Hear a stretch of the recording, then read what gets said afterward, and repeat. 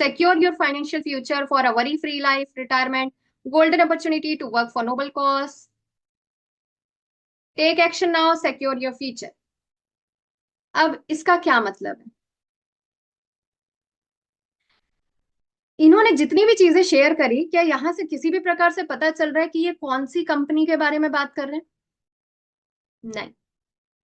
यहां से या तो ये अपनी पर्सनल ब्रांडिंग कर रहे हैं, या तो ये अवेयरनेस दे रहे हैं, या तो ये किसी प्रकार का एक ऑफर दे रहे हैं। यानी कि एक तो इन्होंने कहा cast your vote and get 30 minute consultation, तो इन्होंने लोगों को वोटिंग का भी कह दिया, और दूसरे तरफ में इन्होंने अपना फ्री कंसल्टेशन वहां पे पिच कर दिया। यानी कि जब कोई इंसान हमारे पास में आएगा तो हम उनसे फाइनेंशियल एडवाइस की बात करेंगे।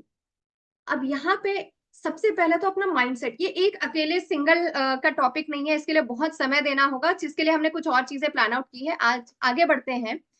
जब हम शेयरिंग की बात कर रहे हैं तो वहां पे कभी भी किसी भी प्रकार से सिर्फ इंश्योरेंस कंपनी के फ्लायर्स नहीं आ सकते।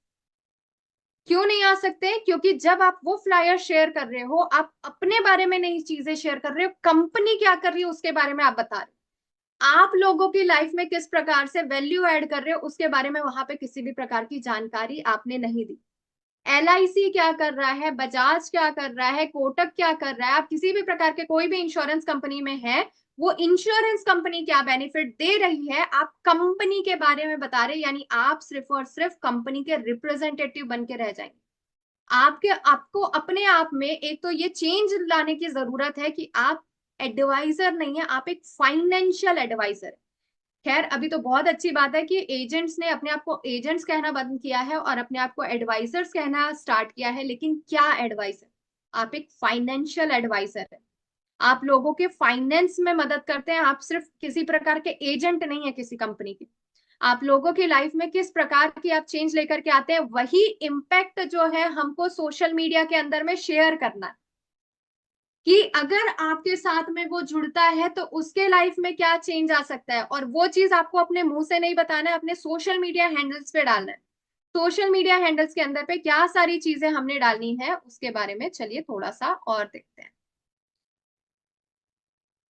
आज हम हमारा जो बेसिक एजेंडा जो था, इंपॉर्टेंस ऑफ सोशल मीडिया, जो कि अभी हम कर ही रहे हैं, content that builds trust and business. और ये भी हम जानेंगे लास्ट में कि क्या मिस्टेक्स हम कर रहे हैं। ये नंबर 1 मिस्टेक्स तो मैंने आपको बताया कि हम सिर्फ कंपनी के फ्लायर शेयर करें, जिससे कि हम वाकई में सिर्फ एक एजेंट बन के रह जाएंगे। सोशल मीडिया में बेस्ट प्रैक्टिसेस क्या है, और लास्ट में हम Q&A भी करेंगे। क्यों सोशल मीडिया जो है मैटर करता है कि इंश्योरेंस एडवांसर के लिए बहुत ज्यादा।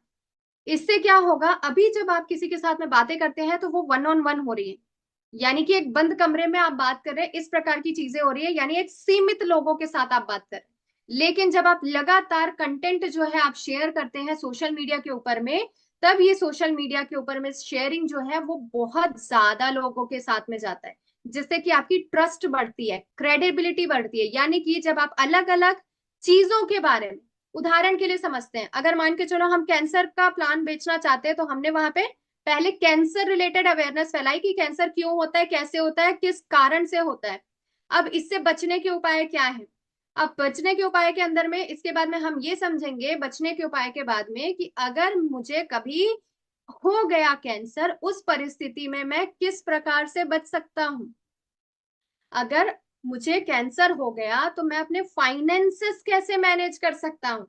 यानी कि जब आपने सोशल, ये एक एग्जांपल दे रही हूं मैं, कि अगर आपने कैंसर कवर प्लान बेचना है तो कैंसर कवर प्लान बेचने के लिए सबसे पहले आपको कैंसर के बारे में आपने अवेयरनेस दी। जो आप वन ऑन वन मीटिंग करते हैं, लोगों के साथ फिजिकल मीटिंग करने के लिए जाते हैं, वहां पे बताते हैं लोगों को, इंश्योरेंस देने से पहले अवेयरनेस बढ़ाते हैं।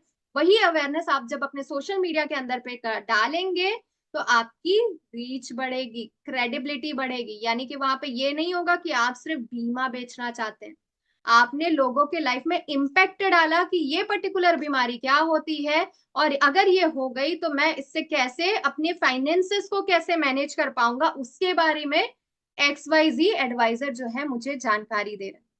तो इससे आपका क्रेडिबिलिटी बढ़ता है। तब वहां पे आप ये सेल्सी नजर नहीं आते कि आप सिर्फ बीमा बेचने के लिए पहुंचे, वहां पे आप ये नजर आते हैं कि आप लोगों के लाइफ में इम्पैक्ट डालने आए। तो सबसे बड़ी गलती यह है, बेचने के लिए बस मत बेचिए, लोगों के लाइफ में इम्पैक्ट डालने के लिए बेचिए। क्या आपने अभी न्यूज के अंदर में एक बात बहुत यहाँ पे बहुत ही ज्यादा तेजी से फैल रही थी, एक इंश्योरेंस एडवाइजर जो है वो सिर्फ और सिर्फ शमशान घाट में जाकर के इंश्योरेंस बेचते हैं। क्या आप लोगों ने सुना था ये न्यूज? वो इंसान अच्छा खासा लेवल पे थे इंश्योरेंस पे, और वो सिर्फ और सिर्फ कोई खत्म हो जाता था वहां पे जाकर के वो इंश्योरेंस सेल करते थे। उन्होंने अपनी लाइफ का मोटो बनाया कि मुझे ऐसे लोगों की हेल्प करनी है जो अब इस दुनिया में नहीं है, उनके परिवार को मदद करना है। तो नंबर वन, जो परिवार ऑलरेडी दुख में था, उसको पता नहीं था कि मैं अभी क्या करूं।